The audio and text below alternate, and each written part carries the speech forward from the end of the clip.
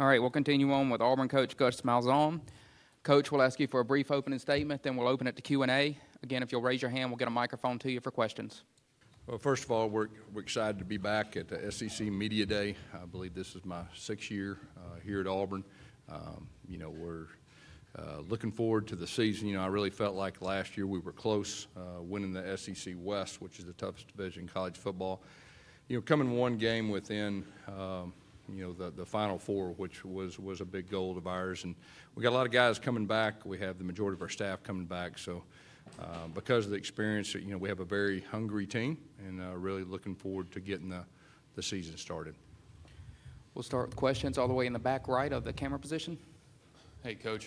Back here. Hey, I know you guys are disappointed to have lost to UCF at the end of last season, but what was your reaction to the team actually claiming to be national champions?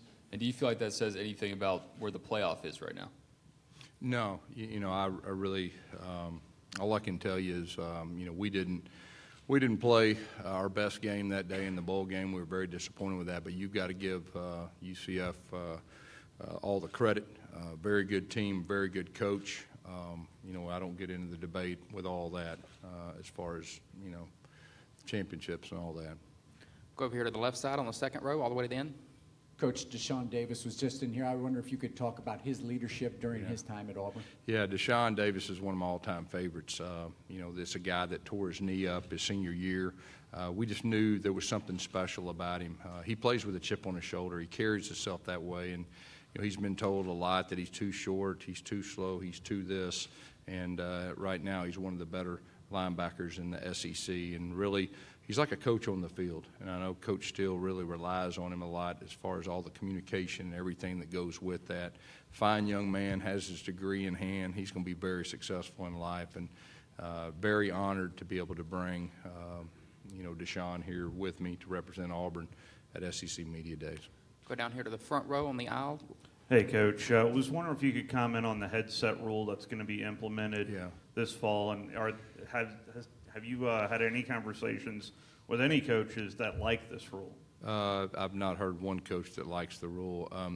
There is talk about adding 3 headsets from the 20, which I think is very positive. And like I said a couple months ago, my biggest concern is the quality of the game, because a lot of times you have guys that need to be on the headset just to chart, to put down information that can actually help with adjustments.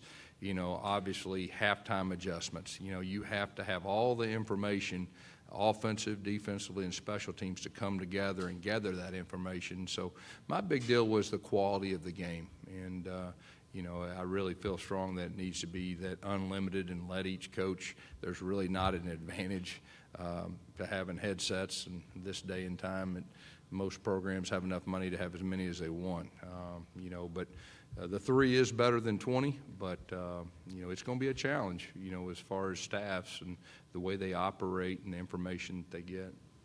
Go to the camera position on the left side, front row. Coach, you really kind of utilized Jordan Peters last season in numerous different ways, corner, star, safety. What role do you see him playing this year, and how much do you think he'll contribute? Yeah, Jordan Peters has the flexibility to play all. He played nickel primarily in the spring. You're talking about a freshman that got big game experience. He made a big play in the Iron Bowl on a 3rd down, and he's a very talented young man. And I know Coach Steele has a good plan for him, but he's flexible enough to play all 3, which most of our DBs are, and that's the way that Kevin likes it. Go down here on the front row, all the way to the right. Deshaun said that when he has success, it's usually because Dontavius has had success in front of him. Do you feel like your defensive line, and specifically Dontavius, is overlooked, and how have you continued to make that a strength on your defense? Yeah, Dontavius is definitely overlooked. There's no doubt about that. He started for 3 years, fixing to be 4. There's just a handful of guys I can remember in this league that he started up front for 4 years on the defensive side, and he's done that, and he's a very unselfish player. Deshaun is exactly right. He creates double teams. He's very good in one-on-one pass rush when he's in a one-on-one situation, and he's one of our leaders. He could have came out early, and I think he had had a good chance of getting drafted. He chose to come back. He's going to get his degree, I believe, here in 2 weeks, and very proud of him, and he's been a consistent leader for us his whole time here. Go to the camera position on the front row, almost right in the middle. Coach, Deshaun was in here talking about the game against Washington, being kind of a playoff game right off the bat. Yeah. Obviously, it's important regardless because it's the next one for you guys, but how much do you stress the need for a quick start here against a team like that? Well, I tell you what's going to be a great measuring stick.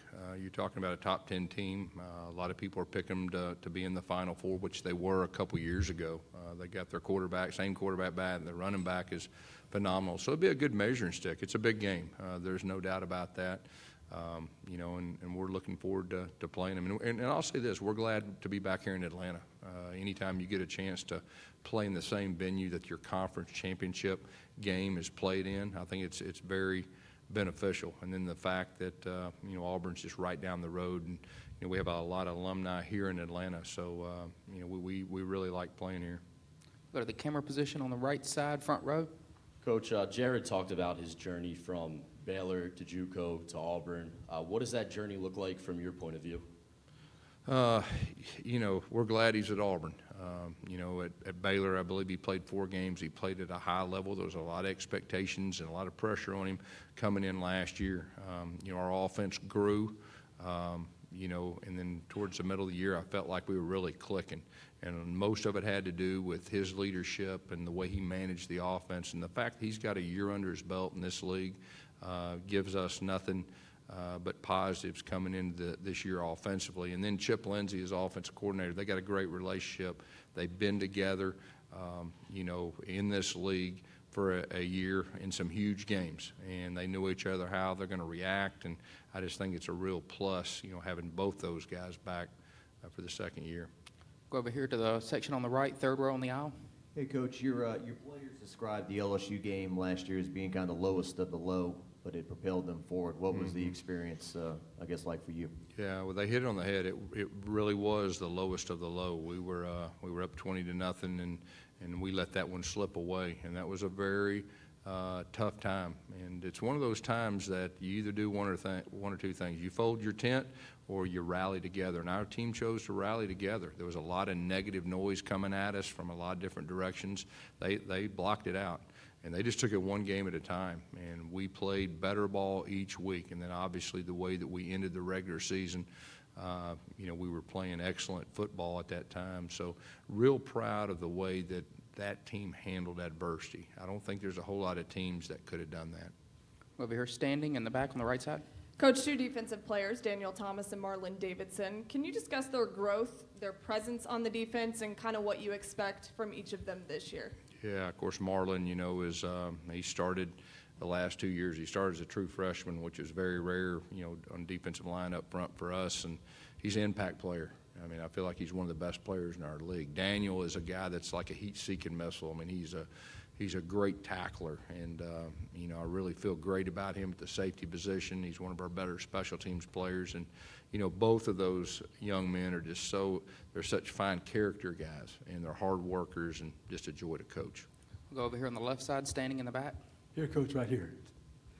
Coach, is there a position or positions that can benefit from this redshirt rule? And what would you like to see from Jarrett Stidham in the second year of the Auburn system? I think all coaches are excited about the redshirt rule. Give us more flexibility. I think it's better for the players, too. I think about injured players.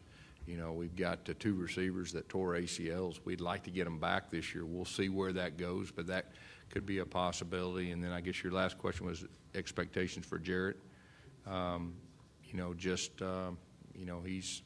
really believe he's ready to take that next step as a leader, and I know he's hungry, and I'm glad that he's our quarterback. We'll go back here, standing on the left side. Christian Tutt, an early enrollee from high school. How has he been adjusting to the game so far? Very, very good. He was here with us in the spring, like you said. He doesn't act like a freshman. He plays with a chip on his shoulder. In the spring game, he's covering Darius Slayton, one of the faster receivers in our league, and there was no fear. And I know that Coach Steele feels very good about him being in the mix, giving us depth. We think he's got a chance to be a very good football player for us. We'll go standing back in the right on the back. Coach, you've been talking about Jarrett as a leader. Is he, in such a short amount of time, is he the guy? I mean, is he the one leader that you would point to? Is the team his right now, do you think? Well, I think so. you know, to win a championship in this league, you've got to have your quarterback as a leader and as a team leader. And I really feel like he's earned the respect of all his teammates with what he did last year and what he's done in the offseason. So I think our team's in good hands with him being our leader. We'll go back here on the left side on the aisle, third row. Coach, if you could comment real quick on C.J. Harris, a young man that was getting recruited to Auburn and obviously couldn't be a part of the team, just about his situation and how difficult is it to tell a young man like that that he can't play football due to medical reasons? Yeah, well, that was, if I remember right, it was more NCAA, you know, as far as that goes, but wish him nothing but the best. We'll go standing back here, or right there in the middle. Camera position on the front row. Right here, Coach. I guess there's been a lot of stories and things made of your BMW and your nice car. Yeah. What was your dream car when you were 16 years old? Was it always a sporty? Well, I don't know. Old as I am, it may have just been an old school Corvette, something like that. You know, nowadays they got so many fancy cars and all that. But you know, I don't drive the I-8 much, but I know young players and recruits like it. We'll go standing back here on the right side.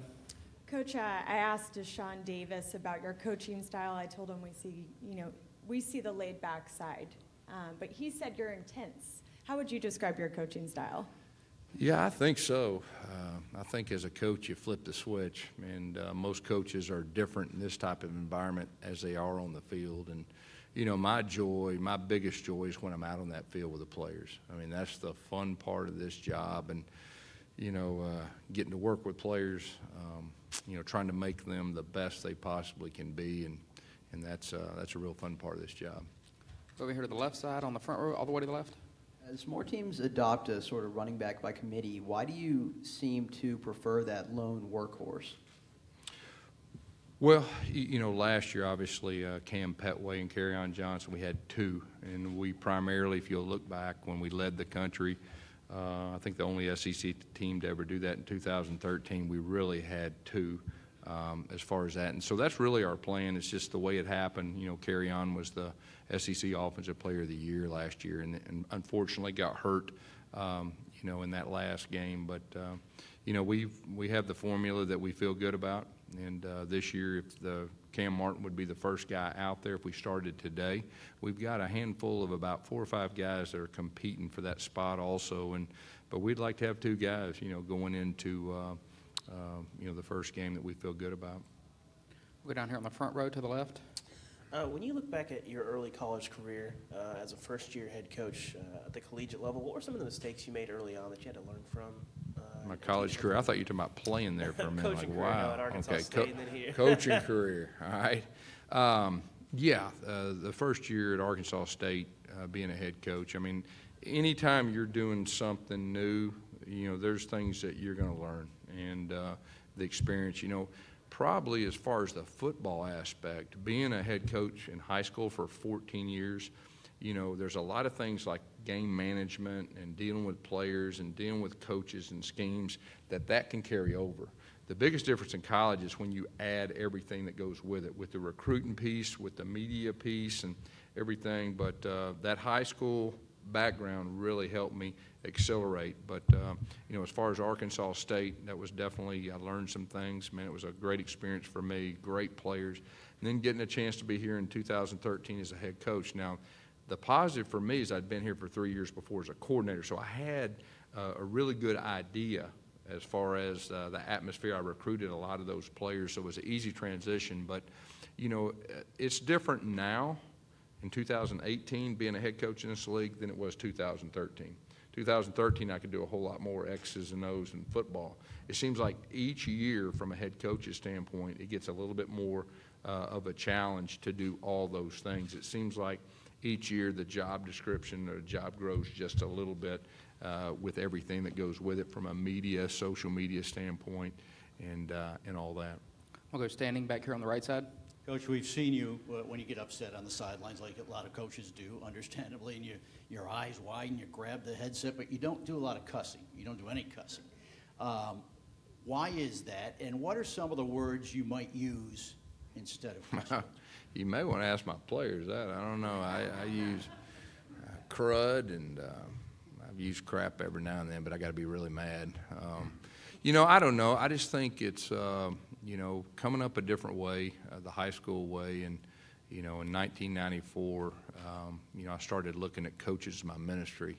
And so I just felt like, you know, there was a couple high school coaches in the state of Arkansas that were Christian coaches that were very successful. And I just tried to model myself after a couple of those. And then when I got in college football, I just, you know, just wanted to make sure that this college football didn't change who I was. I wanted to be the same person that I was in high school. And sometimes that's challenging. There's no doubt about that. But that's just part of, from a coach's standpoint, we have great influence. I try my best to be a great example. I'm not always the best example, but I try really hard to be because I know that, you know, coaches in my life, high school coaches, college coaches, really had great influence, and I tried to emulate, you know, some of the things they did and everything that goes with it. So it's just more of a philosophy, and I've been trying to do that since 1994. Go over here on the left side to the back row in the middle. Hey, Coach, I'm not sure how much you've been able to follow Jake Bentley's career from high school to now, but and also your impressions of his dad and what made you want to bring him in as part of your staff all those years ago. Bobby Bentley is he's a big-time coach. He's an even better person. We've known each other for a long time. When he was at Burns High School and I was at Springdale High School, and we were playing 7-on-7s at Hoover, 7-on-7, and we just developed a good relationship, and just, you know, felt like he had a good chance of being a big-time coach in college. And, you know, when I first got here in 2013, I really tried to make an effort to get more good people in college football. And so he was one of the guys that I felt real strong about that could be successful, that would get in college football, make a difference in kids' lives in a positive way, take the business side out. And I'm very proud of him. He'll be a coordinator and a head coach in this league. I really believe that. And as far as his son, Jake, I mean, he's a phenomenal player, and very proud to watch him and his success. We'll go to the camera platform on the middle, almost very back. Coach, you've been at Auburn a bit now, and every other year your two biggest rivalry games are either at home or on the road. Do you go into a year where your two biggest games, I know it's a few months away, when they're on the road, do you have a different mentality going into that season? Do you have different thoughts at all? Just, I know it's a few months away, but any thoughts on that? Well, when you look in the offseason, your big picture schedule, obviously there's a little bit of strategy that goes with it. And then when you play on the road to any team in our league, you've got to look at it a little bit different. But when it happens to be your two rivals and you play them back-to-back, that's a huge challenge. But it is what it is, and you've got to figure out a way for your team to overcome that. And that's a huge challenge, and there's no doubt both those teams will probably be, you know, in it towards the end, just like they were. They both happen to be our rival. Like I've said before, it would be great if we could split those up. I think if you really look at fairness and equity across the league, nobody else has to do that. But that's what schedule we've been given, and we understand it, and we've got to find a way to overcome it. Got time for just a couple more. We'll go down here to the front row. You mentioned that in the other room that it was your 30th wedding anniversary, and you went to Jerusalem. What else did you get your wife for the 30th? Oh, I thought that was enough, you know. But no, we went to a U2 concert in Nashville a couple weeks before that. But, you know, we took 9 days to go to Israel, and she's been wanting to do that for a while, and it was the best trip I've ever taken. It was really unbelievable. It really helps you put everything in perspective, big picture, and I would encourage, you know, everybody that hadn't went to go at least once. Final question right here on the right side, second row. Coach, can you talk about your offensive line? You've got some changes up there and some of the young guys you plan on rotating in. Yeah, you know, that's probably the biggest key to our success this year is going to be our offensive line. I really believe that. We have some very talented guys up front, but it's just from an experience factor. I think we have 3 guys that have 20 starts between them. And that's probably the least or one of the least my 9 years at Auburn. So we do have talent. That's the positive. But how quick that group can come together in jail, they're going to have to grow up in a hurry. And I really feel like that's going to be a big key to our success offensively. J.B. Grimes coaching that group, like I said in the other room, I think he's the perfect match for that group. But the good thing is we're talented, but we just got to gel and grow up and get together. Thanks, Coach. All right, thank you.